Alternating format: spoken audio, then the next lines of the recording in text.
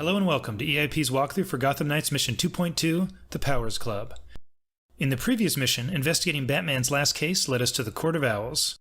Before you follow that thread, however, you'll need to check up on Alfred, because Daddy Nightwing worries about Alfred being out by himself. Start tracking Alfred's position on your map, and then head on over. Once you reach the indicated location, a cutscene will start. Alfred's meeting with an old friend, but their conversation is interrupted by a gang member who tries to jack them. The old men flex on the would-be mugger, and incredibly, he just leaves. To be honest, I didn't know who Jacob Kane was, so when I saw this scene, I assumed he was a superhero. Why else would he stare down a man with a gun? But I looked him up, and he's just a regular dude who was in the military. I feel like these old dudes are really lucky they didn't get shot. Also, I don't know what Batgirl was doing this whole time. Maybe looking at her phone? After almost witnessing a double octogenericide, you'll get some info from your fellow knights that directs you to the Powers Club. As always, you'll enter through a skylight. They even left it open for you. Drop down, head through the double doors, and enter the club. Follow the all-knowing objective marker through the open doorway and enter the courtyard. Use your AR scanner to find the two guards below, then head to the right and wait until they split up before stealth takedowning the first guard. Do the same to the second, then use your AR scanner to find the blood trail on the ground. Then, activate the scanner again and look at the ground around the tree to find the hidden mechanism. Follow the wires and grapple to the second story that they lead to and go through the doors there. In the next area, use your AR scanner and tag all the enemies by scanning them until they get the little white indicator above their head.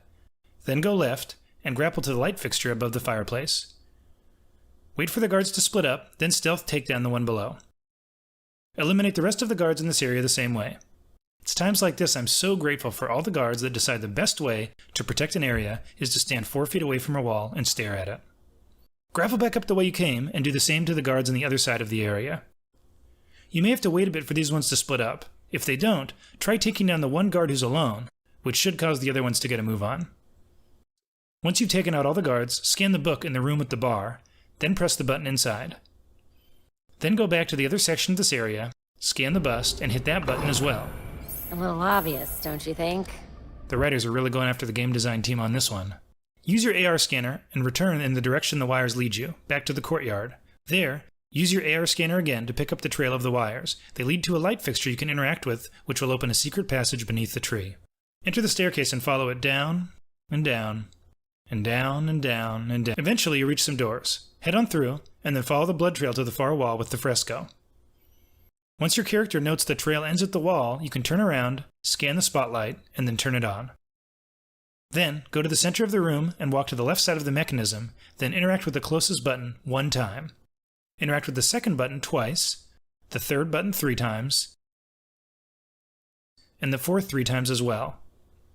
You may have messed with the puzzle before finding this walkthrough, so you can use this method as well. Use your AR scanner and look at the ground. If the bright yellow line from the spotlight can be seen going through a piece, this indicates the piece is in the correct position. Finally, you can just make the picture look like this one. With the pieces aligned correctly, one of the least secure secret entrances ever constructed will open, revealing a couple of new enemies. They aren't particularly tough or special, so beat them up and then head forward, again following the blood trail down the stairs and through what has to be the 100th double door so far. In the next room, grapple to the balcony and a cutscene will play in which we meet the most terrifying creature in the game, and perhaps even in all of gaming. This freaking dog. Is it a taxidermy?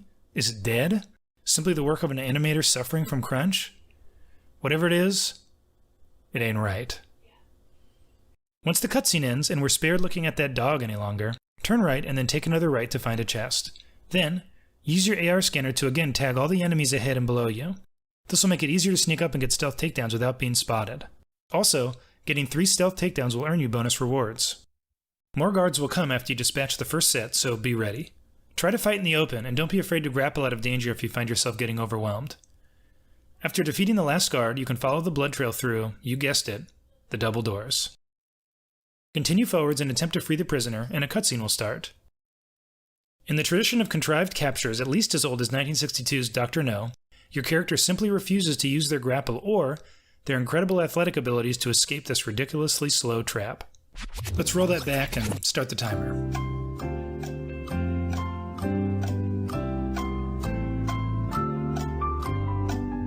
Not exactly hero-level reaction times, Barbara.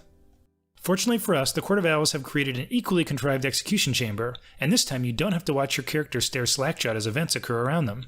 Move forward onto the conveyor belts, and then sprint past the jets of flame as they pause. Weave through the spinning blades, then hug the left wall to avoid the next set of flames. Wipe those sweaty hands while you're in the safe spot, and wait for the flame jets to come close. Follow them as they spin away, staying to the right. This next part is the trickiest. You'll need to wait for the spinning blades to be moving away from you, and then go right around the flame jets.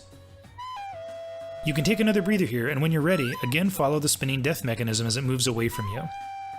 Get as close as you can to the right side of the room without getting crisped or crunched to avoid the spinning blades, and then wait at the rollers until you can run under them.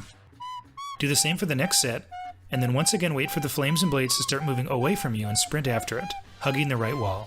Leap into the pit and another cutscene will play in which you'll discover a key. I wonder if it's connected to the Court of Owls. Check out the vintage fashion on the ground if you like, then hold the jump button to climb the boards. Just ahead, you'll be able to squeeze through a gap. Once on the other side, you can continue moving through the underground area if you want to check it out, or you can just open your map and fast travel back to the Belfry. After a cutscene in which Tim demonstrates that he's still just a grumpy teenager at heart, you'll earn your mission rewards. That concludes our walkthrough of Mission 2.2, The Powers Club. We hope it was helpful, and see you next time.